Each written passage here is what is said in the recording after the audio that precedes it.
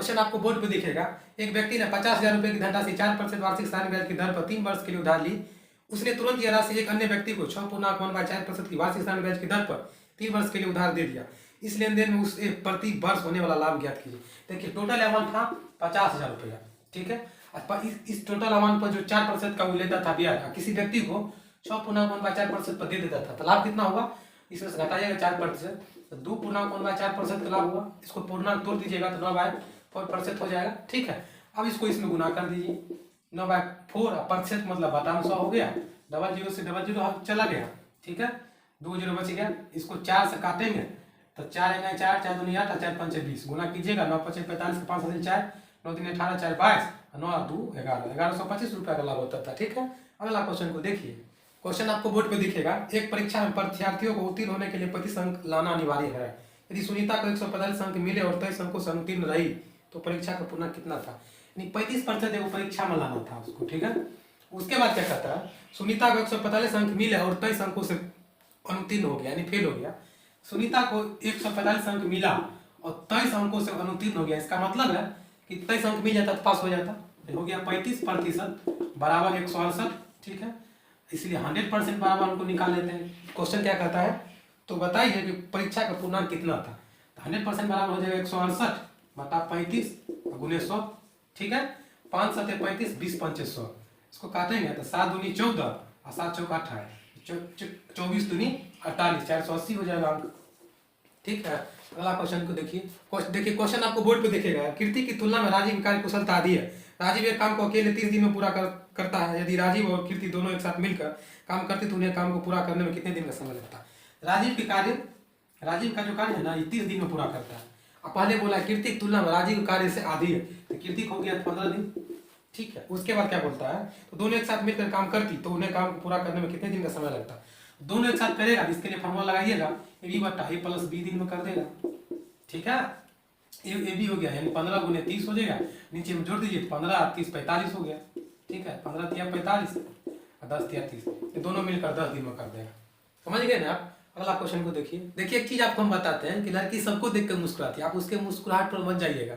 अरे तेरी फितरत थी सबसे दिल लगाने की, हम खुद को खुद नसीब समझ बैठे, ठीक है। अरे सच्चा प्यार जब राधा और कृष्ण का नहीं हुआ तो हम मानव किस डक्ची का मसाला। ये सब फालतू चीजें हटाइए। आते हैं क्वेश्चन पे। क्वेश्चन क्या कहता है सो देखिए। एक वस्तु 350 रुपये में खरीदी गई और 500 रुपये में बेची गई तो प्रतिशत लाभ ज्ञात कीजिए। 350 रुपया में खरीदा गया, यानी करेमल इतना हो गया, अब बेचा गया 500 रुपया में, तो लाभ कितना होगा? लाभ हो गया 150 रुपया का। हमको प्रतिशत लाभ बोलना है निकालने के लिए, तो यही 150 रुपया कितना प्रति करे मूल पर 350, अब प्रतिशत में लाइएगा तो 100%, ठीक है। 15 जीरो से जुड़ गया, 5 तिया 15, 5 7 35, ठीक है।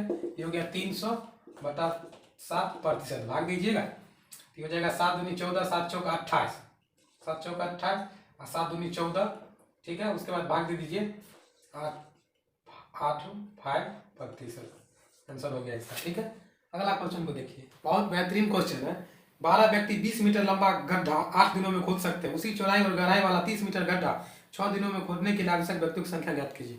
यानी 12 व्यक्ति 8 दिनों में 20 मीटर गड्ढा खोद देता है, ठीक है। उसके बाद क्या करता है? उसी चौड़ाई और गहराई वाला 30 मीटर गड्ढा 6 दिनों में खोदने के लिए कितने आवश्यक लोगों की जरूरत होगा, ठीक है। लोगों की संख्या को निकालने के लिए बोला टैक्स मान लिए कितना दिन में कर रहा है? 6 दिन में। कितना मीटर गड्ढा है? 30 मीटर गड्ढा, ठीक है। तो उसके बाद क्या करता है? तो व्यक्तियों की संख्या ज्ञात कीजिए। अरे वाह, देखिए 0 से 0 गया, 3 दूनी 6, ठीक है, 2 चौके 8, 2 दूनी 4, 12 दूनी 24, ये x बराबर हो जाएगा 24 व्यक्ति कर सकता होगी, ठीक है।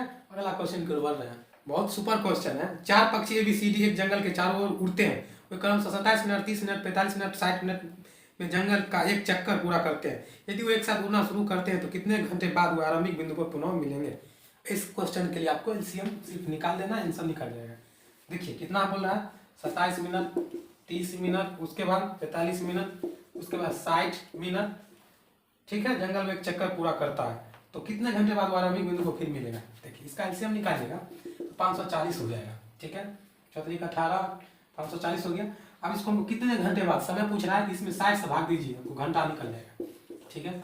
60 से भाग दीजिएगा तो 6 9 54, ठीक है। 540 गया कब, यानी 9 घंटे बाद और चारों एक ही पास आ जाएगा। ठीक है, वही ना बोल रहा है, एक ही बिंदु पर आ जाएगा। ठीक है, अगला क्वेश्चन की ओर बढ़ते हैं। अगला क्वेश्चन है, आरती ने सुरेश की तुलना में 30% अधिक निवेश किया, सुरेश ने अरुण की तुलना में 40% कम निवेश किया। जिसने 8,000 रुपये का निवेश किया था, आरती और सुरेश द्वारा निवेशित राशियों के बीच का अंतर ज्ञात कीजिए। आरती ने सुरेश की तुलना में 30% अधिक किया, आरती ने सुरेश की तुलना में 30% अधिक किया, इसका मान हो जाएगा 13/10। ठीक है, उसके बाद क्या कहता है, तो सुरेश ने अरुण की तुलना में 40% कम किया, तो सुरेश ने अरुण की तुलना में 40% कम किया, इसका मान हो जाएगा 3/5 हो जाएगा। ठीक है, देखिए इसको हम बराबर करेंगे, दोनों एक कॉमन ले लेते हैं, इसको करें गुना। देखिए इन दोनों को बराबर करना है, तो इसको 3 से गुना कर देंगे, इधर 10 से गुना कर देंगे, तो हो जाएगा 10 × 5 = 50, ये हो जाएगा 10 × 3 = 30, इधर गुना करेंगे 10 × 3 = 30। ठीक, ये हो जाएगा 13 × 40, ये हो जाएगा A अनुपात S अनुपात A। ठीक है, मान हो जाएगा 39.30.50। ठीक है, उसके बाद क्या बोल रहा है, तो बताइए आरती और सुरेश द्वारा निवेशित राशि के बीच का अंतर क्या होगा। देखिए ये आरती हो गया, ये सुरेश हो गया, ये अरुण हो गया। ठीक है, उसके बाद बोल रहा है सुरेश ने अरुण की तुलना में 40% कम किया, सुरेश ने अरुण की तुलना में सुरेश 40% कम किया, तो सुरेश का जब किया है 8,000 तो अनुपात 50, जबकि किया है 8,000। ठीक है, तो अनुपात 1 का मान कितना हो जाएगा, 5 × 8 = 16 × 85 160 हो जाएगा अनुपात 1 का मान। अब हमको क्या बोल रहा है, तो बताइए कि सुरेश द्वारा आरती और सुरेश द्वारा निवेशित राशियों के बीच का अंतर, आरती और सुरेश के बीच का अंतर देखिए कितना हो गया, अनुपात 9 का, अरे अनुपात 1 का मान 160, तो अनुपात 9 का मान कितना हो जाएगा, गुना कर दीजिए 160 से, 16 × 44 से 1440 रुपया हो जाएगा जी।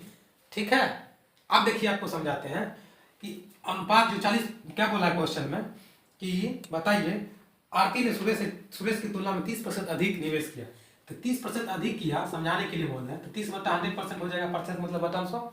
ठीक है, अब देखिए 1 0 से 1 0 गया, अब 3/10 हो गया, हमको बोला है 30% अधिक किया, इसको जोड़िएगा आप तो 13/10 हो गया, यही ना 13/10 लिखे है।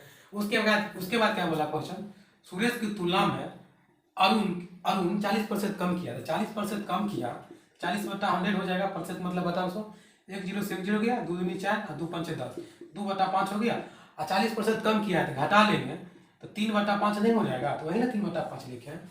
आप समझ गए ना आप। चलिए अगला क्वेश्चन की ओर बढ़ते हैं। अगला क्वेश्चन है, एक व्यापारी पास 80 किलो चावल है, जिसकी कुल मात्रा 15% के लाभ पर तथा शेष 5% हानि पर बेचता है। पूरे लेन देन में उसे 12% का लाभ प्राप्त होता है, तो उसने चावल की कितनी मात्रा केजी में 15% लाभ बेची। एलिगेशन रूल लगाएंगे। देखिए एलिगेशन रूल क्या लगाएंगे, देखिए पहले वह 15% का लाभ पर बेचा, ठीक है, उसके बाद क्या बोल रहा है 5% के हानि पर बेचता है, उसके बाद 5% का हानि पर बेचता है, उसके बाद पूरे लेन देन में 12% का लाभ हुआ, पूरे लेन देन में 12% का लाभ हो गया। देखिए घटा लेंगे तो हो जाएगा 7%, इसमें घटा लेंगे 3%। ठीक है, देखिए अनुपात में टोटल चावल कितना हो गया 10 केजी, प्रतिशत अभी रहने दीजिए। ठीक है, जबकि है कितना चावल 80 किलो, 80 केजी है ना, तो अनुपात एक मान कितना होगा 10 × 88 8। अब हमको बोल रहा है क्वेश्चन क्या, तो बताइए कि उसने चावल की कितनी मात्रा केजी में 15% लाभ पर बेची। तो देखिए 15% लाभ पर कितनी मात्रा बेची 7, ठीक है, तो 7 × 8 कितना हो जाएगा 56 किलो 15% के लाभ पर। ठीक है, अगला क्वेश्चन की ओर बढ़ते हैं। बहुत अच्छा क्वेश्चन है। 8 क्रमिक सम संख्या का औसत 65 है, यदि अगली 4 क्रमिक सम संख्या शामिल की जाए तो सभी सम संख्याओं का औसत कितना होगा। 8 क्रमिक सम संख्या, मान लीजिए A B C D E F G H 8 क्रमिक संख्या हो गया। उसके बाद इसका कितना है, उसका औसत 65 है। देखिए पहले इसका औसत निकालेंगे एवरेज, तो 3 इधर से छाटेंगे 3 इधर से छाटेंगे, इन दोनों का औसत कितना है 65। अब देखिए D + E बटा 2 दोनों को जोड़ के दूसरा भाग, जबकि इसका औसत दिया हुआ है 65। ठीक है, तो D + E बराबर कितना हो गया 130। अब दोनों को इस तरह तोड़ेंगे तो दोनों लेकिन समय संख्या होना चाहिए, तो इसको तोड़ेंगे दोनों को, एगो हो जाएगा 164, एगो हो जाएगा 64, एगो हो जाएगा 66, इसको जोड़िएगा तो 130 हो जाएगा। ठीक है, इसको मान लीजिए 64, ये हो जाएगा 66, क्योंकि सम संख्या बोला है, दुनियांत ना बाद होगा सम संख्या।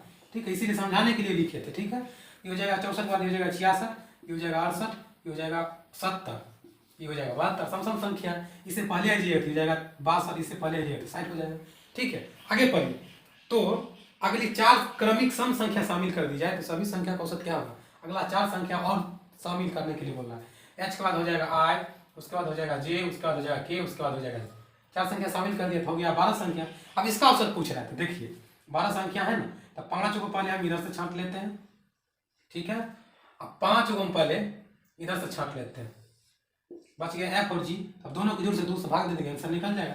दोनों को जोड़िएगा, एफ प्लस जी को जोड़ के 2 से भाग दीजिए, तो एफ जी कितना 68 प्लस 70 बटा 2, 70 दूनी 140 यानी 138 बटा 2 भाग दीजिएगा, तो 2 6 का 12 2 9 18 69 हो जाएगा इसका ऑप्शन। ठीक है।